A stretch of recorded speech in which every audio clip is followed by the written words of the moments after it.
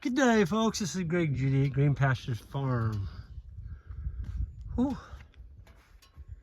Yeah.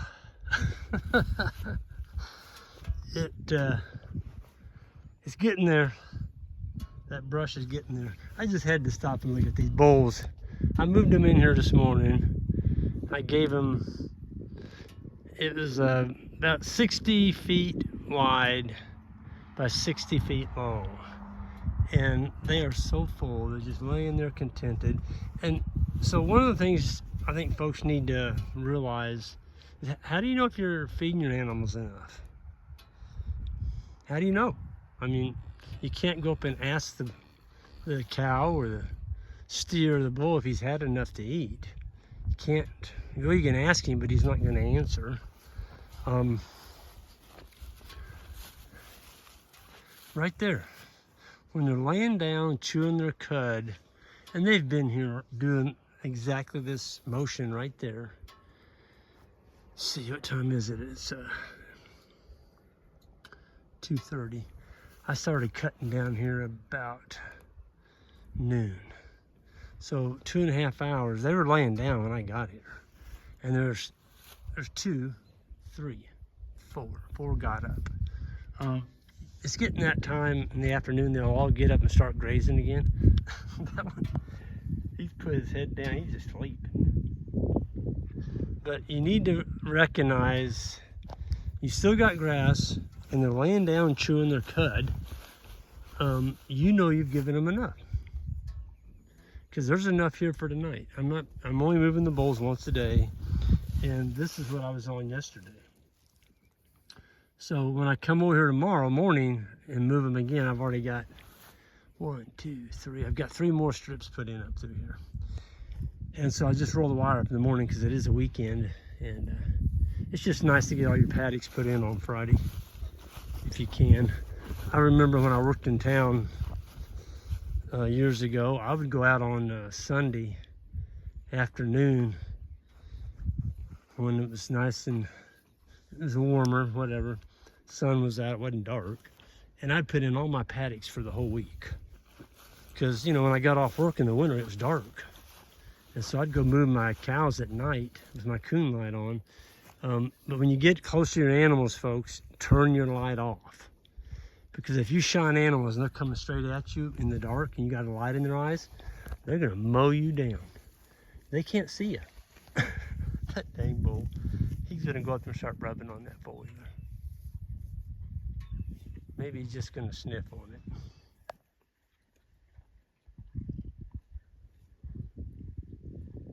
Yep.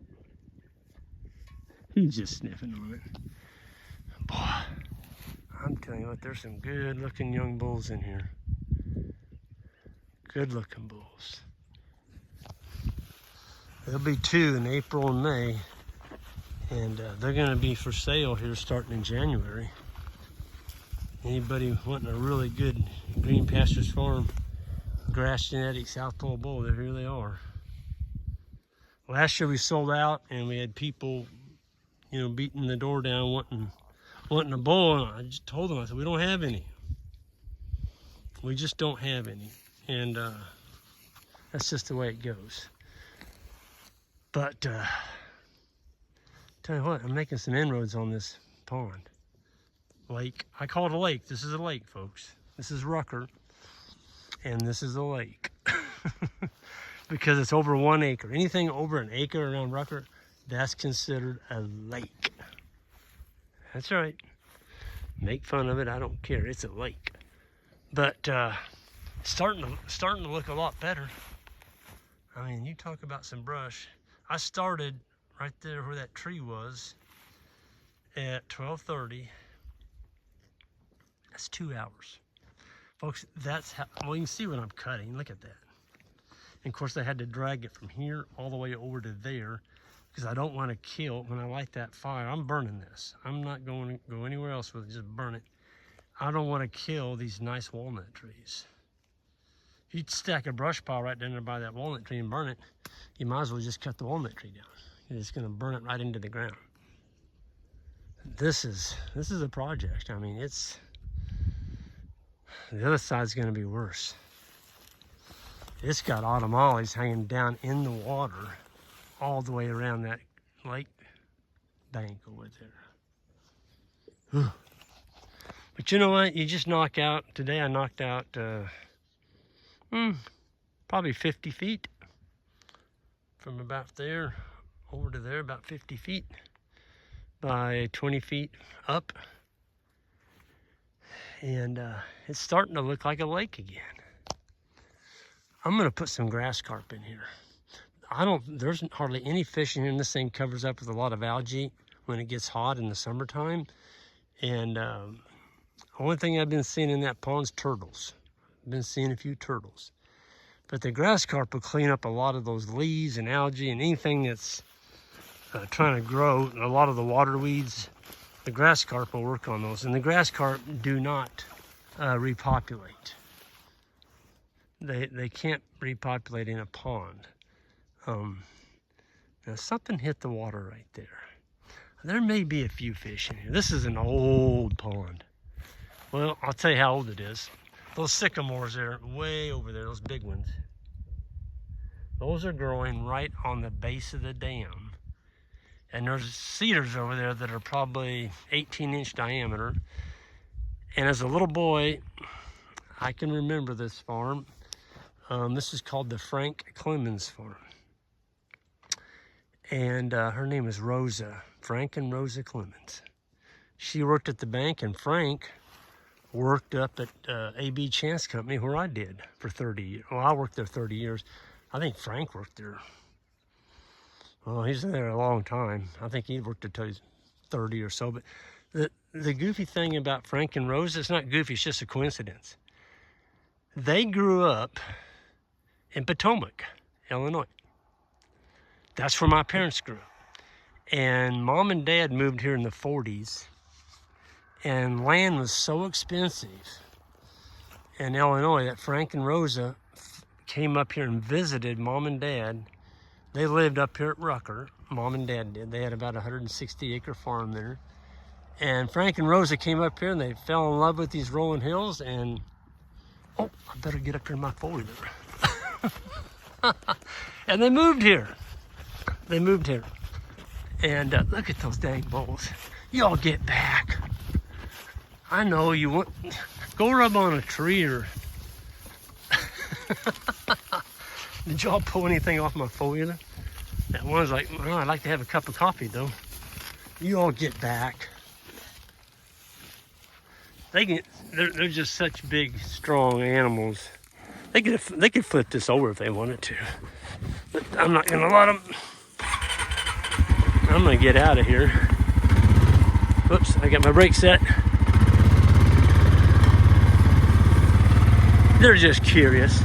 Somebody, I thought it was almost humorous, but I can understand their logic, because normally I think it was that lady, commented, says, Greg, how in the world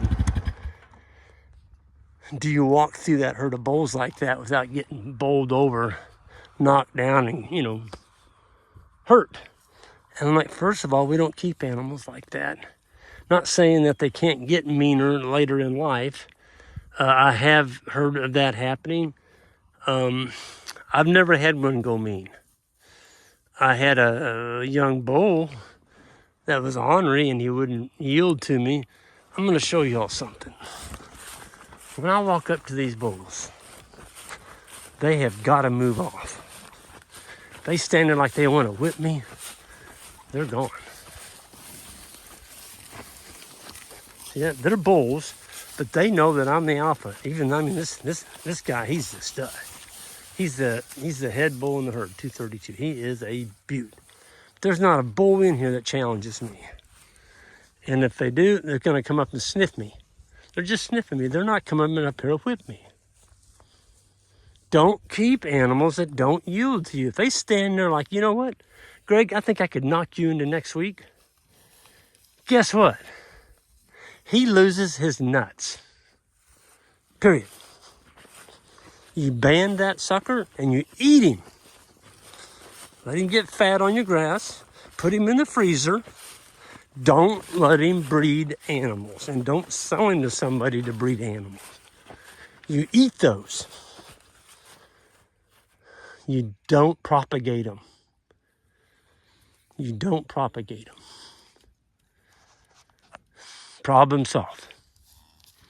Okay? If you're not nice around Greg, you get eaten. That's the way it is. But anyway, I need to get going here. I can't believe this weather for the last week of December. It's 58 degrees out here, and I'm down to a shirt, and my shirt's soaked. That's water from sweat. That's from pulling brush out of that pond down there. Got my trusty high sayas on. I love these darn boots. I know people complain about, some people said they've had trouble with it. Folks, this is my third pair. I still got my other two. I just rotate. When it's hot out, I'm not putting my winter ones on. They're minus 40. These are more for like, you know, if it's in the 40s and 50s. My feet aren't sweating in here. They're not muddy and they're not wet. Love my high saya boots. Oh, and if you order them, just put in Greg's Boots and you get a 15% discount. Yep, that's right. Folks, I'm going to get out of here. It's a beautiful day, and I'm going to enjoy the rest of it. And y'all have a great day, and we'll see you down the road. And happy holidays to you folks.